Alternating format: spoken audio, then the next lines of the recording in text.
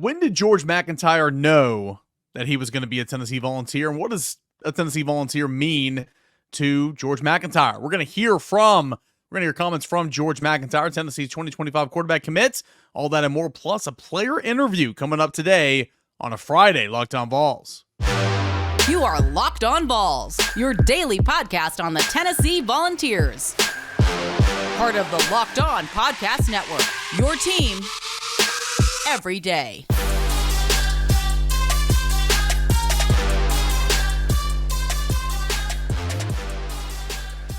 Hey, good Friday morning, everybody. Welcome to Locked On Vols. I'm Eric Kane. We're so happy to have you guys here today, beginning your weekend with us here on Locked On Vols. It's Friday. Yeah, we might have work a little bit. We know after lunch on a Friday, ain't nothing getting done. But I appreciate you guys making Locked On Vols your first listen each and every day. We're a part of the Locked On Podcast Network. Hashtag everydayers. Can't thank you enough. Today's show, it's going to be a whole lot of other people and not as much me, so you're welcome for that. I teased it earlier in the week. Our buddies over at Josh Ward, Jason Swain, Josh and Swain on 99.1 The Sports Animal. You can tell it's Friday, right? Charles Power, the On3 Director of Recruiting and Scouting, came on and spoke about George MacIntyre earlier in the week. We're going to hear those comments in segment 2. George MacIntyre himself joined Josh and Swain on Thursday, and we're going to play part of that interview here in segment number 1. So ripping off a whole lot of Josh and Swain today, but do have permission to do that. And of course, for the expanded, complete interviews of both George MacIntyre and Charles Power, you can go to check it out on the 99.1 The Sports Animal, the podcast, and check out the full interviews there. But coming up in segment number 3, Dayne Davis is going to join the show, Tennessee offensive lineman, breaking down why he wanted to come back and what are his expectations and Tennessee's expectations for the 2024 season. That in segment number 3, looking forward to that conversation. So without further ado, let's hear from George MacIntyre. He joined Josh and Swain again on Thursday, and they asked him a bunch of different things on why he wants to be a Tennessee Volunteer, when he knew, how he's being used as a recruiter. Some really, really good stuff. A really stand-up young man and said all the right things here.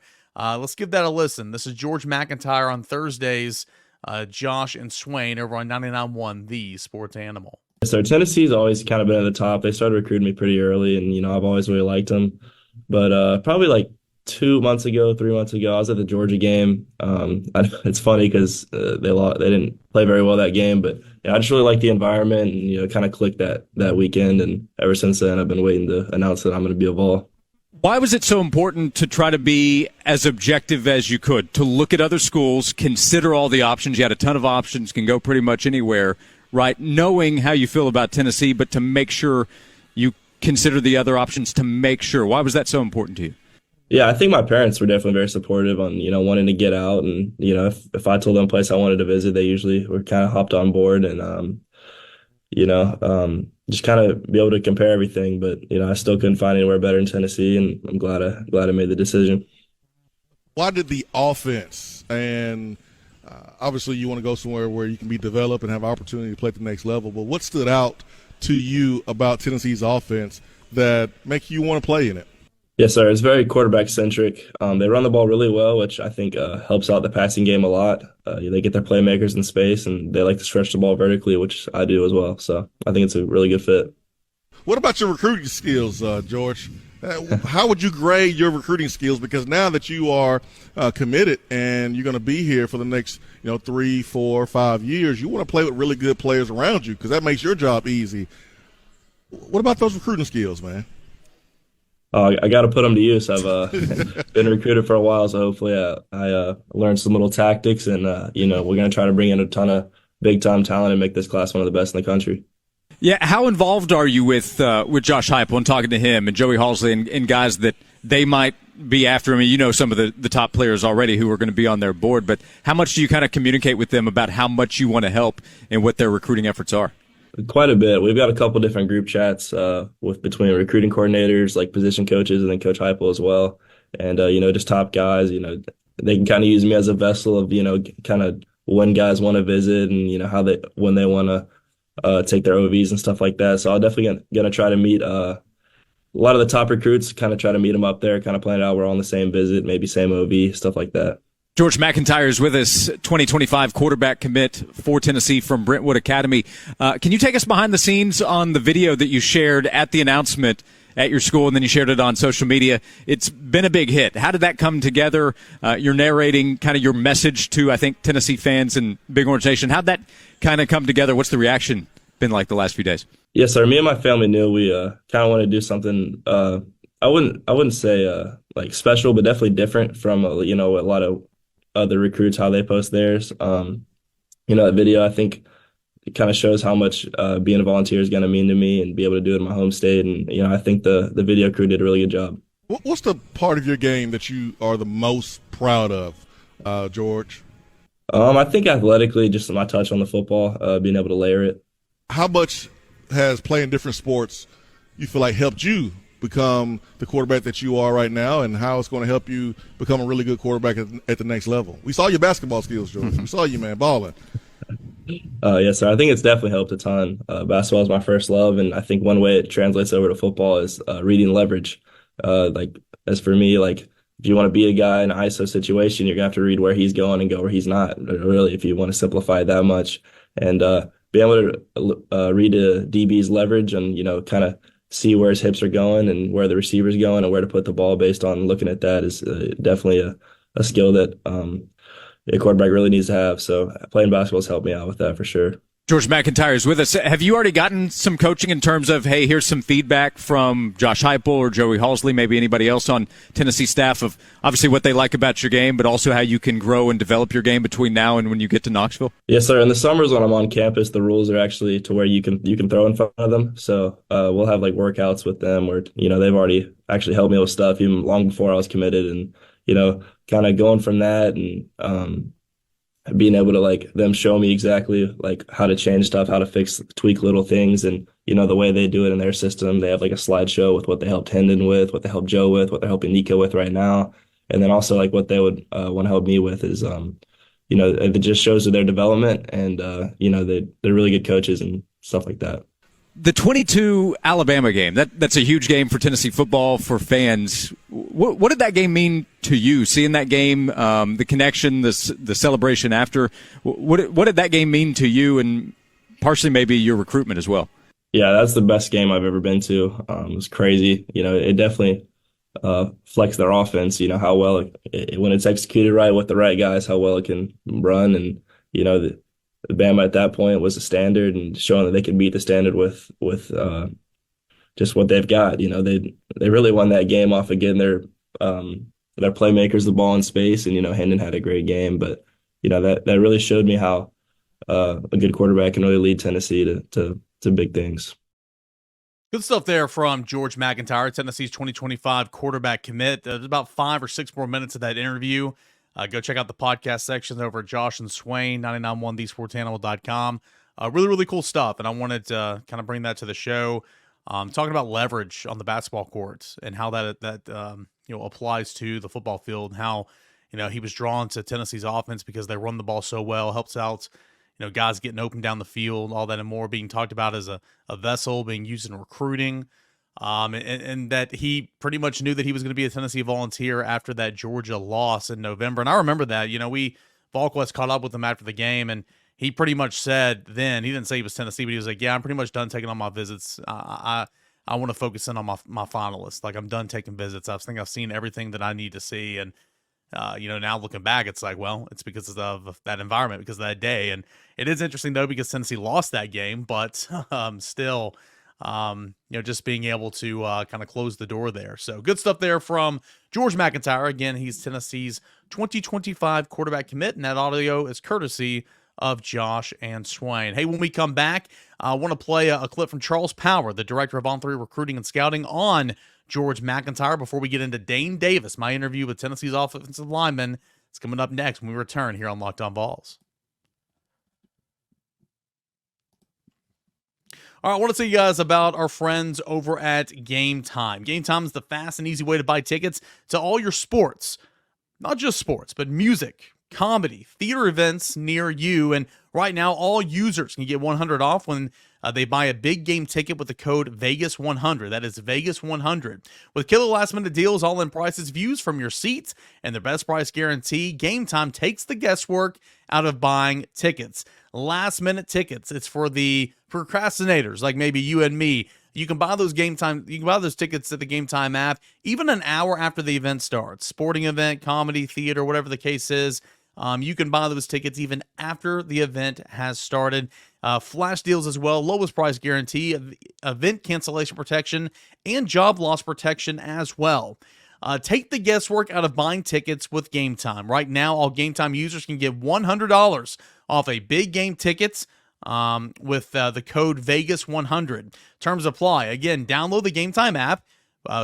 Put in the promo code Vegas100, VEGAS 100 for $100 off a big game ticket. Or if you're not going to the game, use promo code Locked On, LOCKEDON, Locked On, for $20 off your first purchase. Download Game Time today. Last minute tickets, lowest price, guarantee.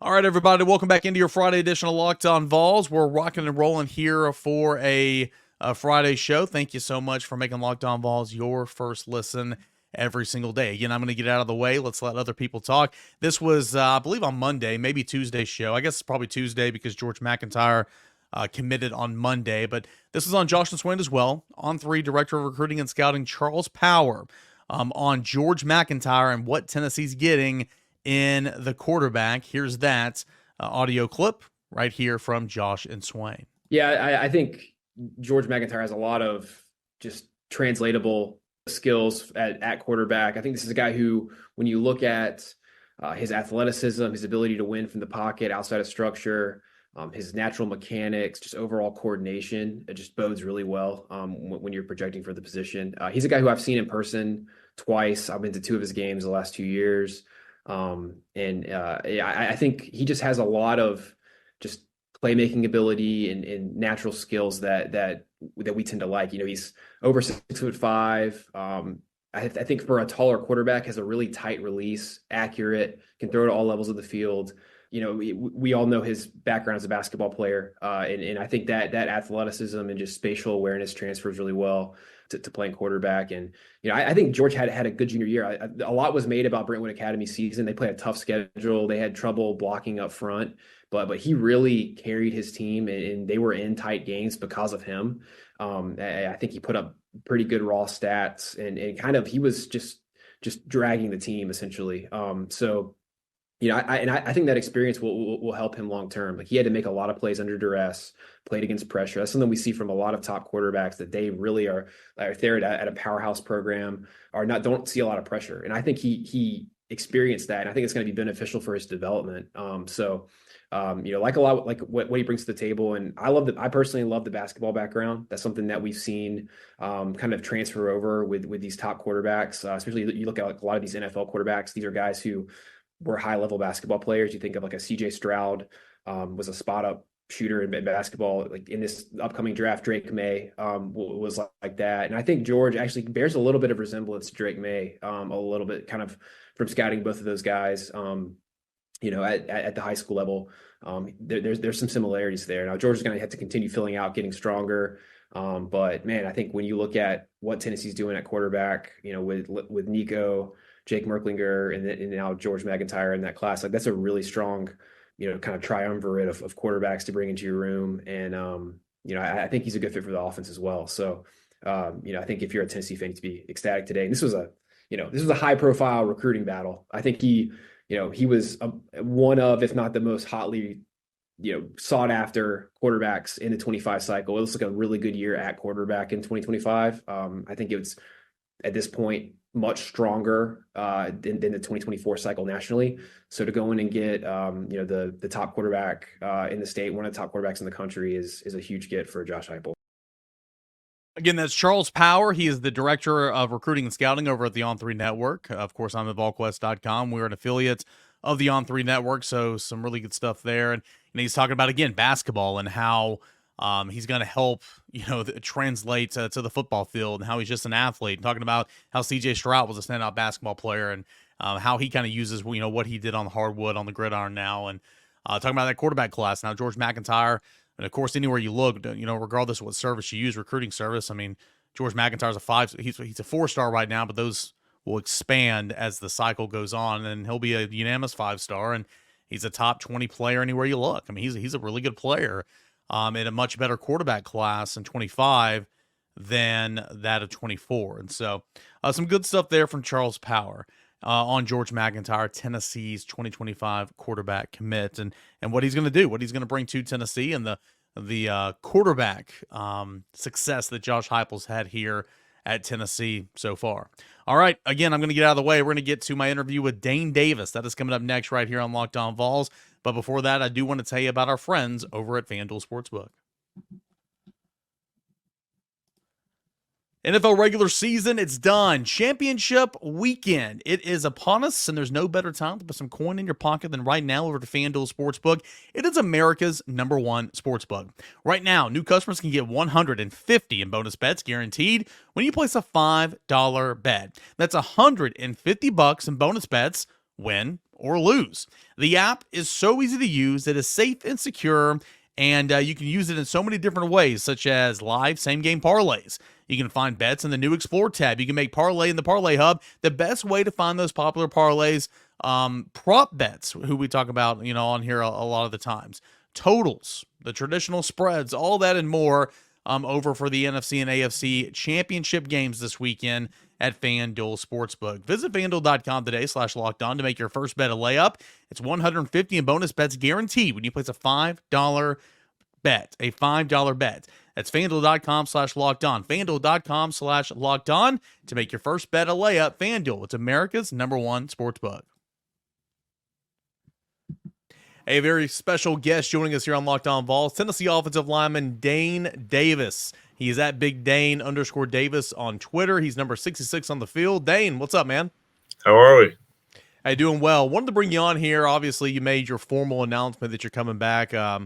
I guess this would be super senior, right? You're number 6? Yeah, you're number 6, old man. Yeah, old man. Well, hey, might as well stay if you're allowed to, because most of, I guess next year will be the last year, and then it's gone forever, this whole COVID thing. But nonetheless, kind of walk us through that process, man. I mean, we kind of knew that you were going to stay, but still, I know that you had a decision to make. But how much? I mean, was it a long process for you, or was it pretty much you were going to come back the entire time? Man, no, it wasn't. And, growing up a fan, I kind of put that in my coming back announcement. Growing up a fan, I always wanted to play here. Having had the experiences I have, the last 5 years being here, it wasn't much of a conversation, really. But, Coach Ellerby just kind of reinstilling that in me and, letting me know that he really wanted me back and, showed me that I could – have an impact on this team. So, not much of a conversation at all. So, just really excited to be able to come back, play for this team, wear the tee every Saturday, and represent it the best I can. I'm not saying that yours and Ollie Lane situations were the same, because if I'm not mistaken, I think they asked him to come back, and he came back. But I mean, kind of, 6-year, you're not local, but East Tennessee guy. And what would you guys have done, without Ollie Lane this year? He played a huge role. And so Yeah. I think that's pretty unique, and potentially you could be playing a huge role as well. Yeah, for sure. Ollie, man, guy was really a help to the O-line this year. Like you said, what would we have done without him? You never know. Possibilities are endless. But Ollie, man, shout out to him, really put his head down, didn't listen to the outside noise, and had a really great year for us. So I'm super excited for that guy, and really look forward to his future. I really love him, best friends with that guy. So shout out to him. Yeah, this is your interview, but isn't he going to be like a doctor or something? No, I think he's wanting to get into pharmaceutical sales or something. And then so he went through the same master's program I'm in. So I'm doing human resources right now. And for my master's degree, I'll be done with that this coming fall. So he did that. And I think he's going to apply for some HR management roles. So, well, both you guys will be making more money than me in a couple of years. So congratulations on that. Look at you in your career, man. I mean, you came in here, but you play tackle. I think you can play guard. I'm sure you've repped that in practice. You slid down, the injury to Cooper Mays, and it felt like in preseason camp, from the outside, again, I'm not in there an individual and team like you guys are, but it felt like you're just trying something at center, right? And trying this and trying that. And ultimately it was, all right, Ollie, Dayne, get down there and snap the football and let's roll, 7 days out from opening day, essentially for you. I know Ollie had snapped a little bit. I don't think you've ever played center before. How was that process, kind of snapping the football and actually playing center for a meaningful snaps in football games? Yeah, it was a whirlwind for sure. So the last time, so in middle school, I actually played center all 3 years. So 6th, 7th, and 8th grade. I know that's no relevance to what college football is, but I had played it a little bit before. So, just fundamentally knowing how to snap the ball was at least there. The offense, as fast as it goes, is hard to get a hold of at center. Other positions for me at tackle didn't take very long to get a hold of, but getting a hold of that at center, being able to see the defense, I have to read that at tackle as well, knowing the defense, seeing pre-snap adjustments, stuff like that. But at center, you're really relied on by everybody on the line, quarterback, running back involved too, pointing the mic, calling all our protections and stuff. So that didn't take too long to get a hold of, but it's much harder to do at center than it is at tackle. Just having all those guys rely on you. And like I said, it was a whirlwind, the last scrimmage in fall camp, and we're out there and he's like, have you ever played any center? And I'm like, yeah, I have, I can snap the ball. And we spent probably an hour after one practice there before the last scrimmage, just watching me snap to Joe and stuff, and was calling out different plays. And I was like, man, snaps were going everywhere. And I was like, I don't know, and but no, stayed after probably a week and a half straight after all of our practices and meetings there leading up to Virginia, and just really harping in on that because he knew that, he had told me we had a meeting or so, about, you probably gonna have to take some center snaps. So, just really lock into that. So made sure I was sharp to go on that for Virginia, and had a really good game at center. Loved playing it. Center's a really fun position to be at. You're entrusted with a lot, and you have to be a smart player to be there. So, obviously seeing this Cooper is really good at that position. People can just automatically assume that he's that because he is super smart. So yeah, playing that position's fun for me. I love playing it. Like you said, played everywhere on the O-line. I was talking to somebody a few weeks ago, and there was a practice this year. I played literally all 5 positions. Towards the end of the year, we were just very thin with guys and players on scout team and stuff. So it was all 5 across the board by the end of the day. So it's pretty crazy. But, I've kind of, instilled myself to be that versatile player on the line, plug and play anywhere whenever we need it. So I feel like that's been a big help for the line, and I love doing it. Yeah, I mean, I would agree. You look at NFL rosters, and typically, they'll carry 6, maybe 7 offensive linemen, but like that 6th guy, you got to be a swing guy. You got to be able to snap the ball, play both guards, or flip, snap the ball, play both tackles. And you have stepped in, and I had your stats the other day. I think you played in like 38 career games, 5 or 6 starts, but you've made starts against Alabama, against Vanderbilt, against Iowa, obviously in the Citrus Bowl. You played a whole lot of football. And you could be a starting tackle this year. You might be a starting guard this year, but what a weapon it is to have, kind of like Jerome Carvin, kind of like Ollie, where you never really know where you might be needed just depending on week to week to week. I feel like that's something you can take pride in, right? Yeah, I mean, it certainly is. But I'm not shooting to be a backup here. My goal is to be a starter here, and I've put in a ton of work over the last 5 years to be that. So always shooting for that. That's the goal. If that wasn't the goal, I don't know what I'd be doing here. But just always working my tail off, and push comes to shove, and I'm needed somewhere else, that's where I'm going to go play to help this team. So just we always talk about dropping the ego in the room, and wherever you're needed to play, that's where you're going to play. So that's the standard here, and that's what I'm going to follow here. So like you said, just plug and play, man, and being versatile is really key at the next level. So just harp myself on that. How much fun was that Citrus Bowl?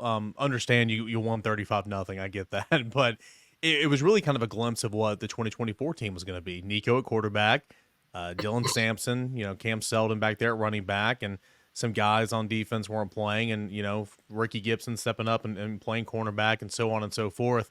Did you guys kind of treat that as, you wanted the guys who were playing, who were seniors, you wanted them to have a nice send off, but were you guys kind of viewing that as like, hey, this is us next year, let's see what it looks like? Yeah, for sure. Nico had a great game. leading up this year, always seeing the potential he had and stuff. And really happy for him, that he gets his career started off like that.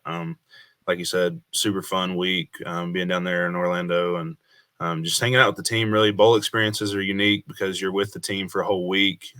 You're with the whole team, you'd think, for a week here in Knoxville, but it's really just practice. You come back in the afternoons for meetings.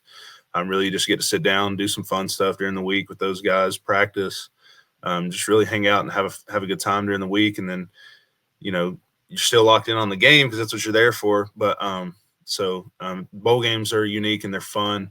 It's always been great experiences, some of the best memories I have. And then, but back to what we were talking about with those guys, there's really no drop off, and that's what makes this lead up to next year so exciting. So both sides of the ball, Nico, going to be a good player, man. I'm really looking forward to his future.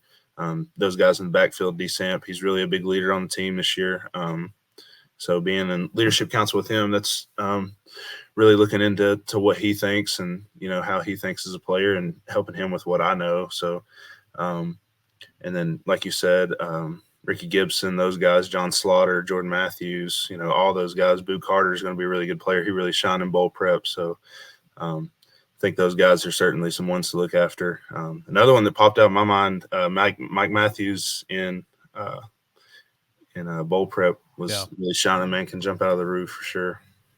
Yeah, heard about Boo, heard about Mike Matthews, doing some scout team, sure, but also, getting some reps in there in team and making some plays. So it's like, for sure.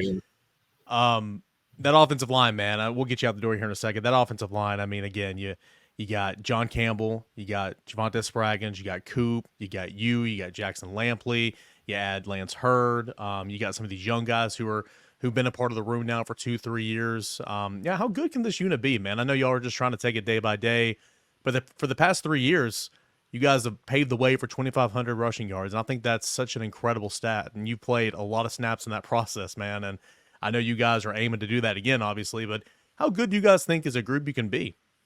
Man, the sky's the limit. And, we got a sign made 2 years ago, 21 season, about Joe Moore Award, and it's still in the room, and that's what we shoot for every year. We've been semifinalists the last 2 years and just haven't quite grasped that near the end of the year. And I think that's what we're really looking forward to, just another opportunity at that as a group. Like I said, super gelled room, no differences in that room. We're all for each other. You mentioned all the guys, John, Jackson, Coop, Spraggs, me, you add Lance into the picture. You still got Andre coming back. So, and then a lot of the new guys and a lot of the guys that have been there a couple of years, Larry Johnson's going to be a good player. You got Masai, you have Vyson, you have all those guys. And then you have the new kids, Gage Ginther, Max Anderson. Those guys are going to be good players. So, Jesse Perry, they're all going to be good. All have a lot of potential. So, sky's the limit for this room. Really excited to see what we can do this offseason and get into it in 2024. It's a long off season. You guys are now back starting classes and kind of get back in the workouts. And before you know it, spring practice will be here and, continue workouts and then summer and all that. But hey, coming up later in the summer, there's a lot of time now, and we'll bring you back on the show to kind of promote this. But you've been doing a camp each of the past couple of years and up there in the Tri-Cities, up there in Bluff City. And it's something you've enjoyed and had really good turnout here the first 2 years, right? Yeah, man, it's actually been crazy. So the last 2 years, starting out the first year, I didn't really know how much buy-in there was going to be. And I really didn't want numbers. I just wanted to see, how many kids would actually enjoy this. And my whole thought behind it was to bring an experience to kids, that might be less fortunate, might not be able to make it to games in Knoxville, but still watch every game. Huge UT fans. There's a ton of them. Like I said, myself, I would have loved for something to happen like that when I was a kid. I would have been all for it, begging my parents to come to it. So I'm just trying to share my experience, how blessed I am to be on this team, be able to play for UT, rep the team, man, and be with these guys beside me and all this talent.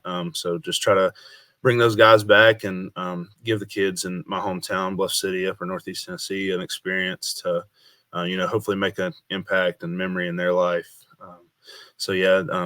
Last 2 years have been great. We had about 60 kids the first year, had over 130 this last year. So that was super to be out there, and had a lot of sponsors buy in this year too. So that's great to see everybody want a piece of it, man. And it's just been really, really cool to see that come along. And I think what we're shooting for this summer is probably going to be July 15th.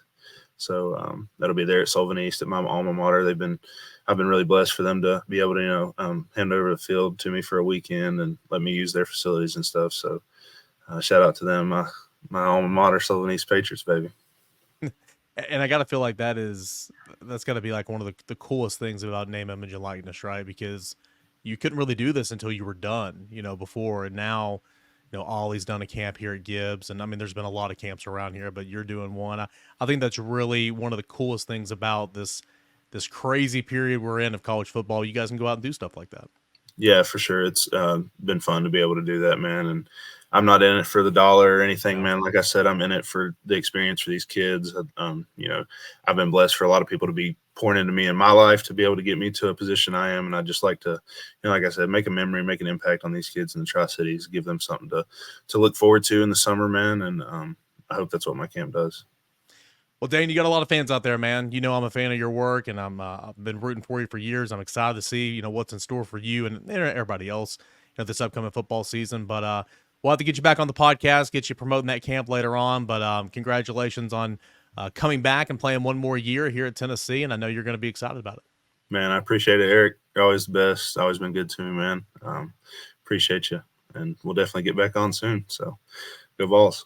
Fantastic stuff there from Tennessee offensive lineman Dayne Davis. Really appreciate him taking the time joining the show, and really intrigued to see how the offensive line, kind of works out. We have a good idea. Javonte Spraggins officially, announced yesterday that he was coming back, but again, that's been common knowledge. UT spokesman actually confirmed it to Rocky Top Insider earlier this week, but over at VolQuest.com, if you remember, you've known that Javonte Spraggins was coming back for about a month now. So anyway, you see that Mays, Spraggins, Campbell on one side. Looks like Lance Hurd at left tackle. Left guard's a question mark, but I think Dayne Davis can maybe potentially slot inside and play guard. But if not, he's going to be the swing guy and obviously still be competing to be a starting tackle for this football team. But he's a guy that you want on your roster. He's a guy that you want on your team, and I think Tennessee's fortunate to have him back. So really, really do appreciate Dayne Davis. Hopefully we'll have Dayne Davis back on the show if you guys enjoyed that interview. That's going to do it here for today's edition of Locked On Vols. It's been a fun week, guys. Appreciate you for being here and staying with me while I was on vacation last week, and looking forward to diving into Tennessee Vanderbilt basketball action on Monday's show and everything else Tennessee football related. We'll continue to dive into these offseason topics, and couldn't do it without you guys. Thanks so much for making Locked On Vols your first listen each and every day. Everydayers, have a great weekend. Stay safe, and we will talk to you again on Monday, everybody. This is Locked On Vols.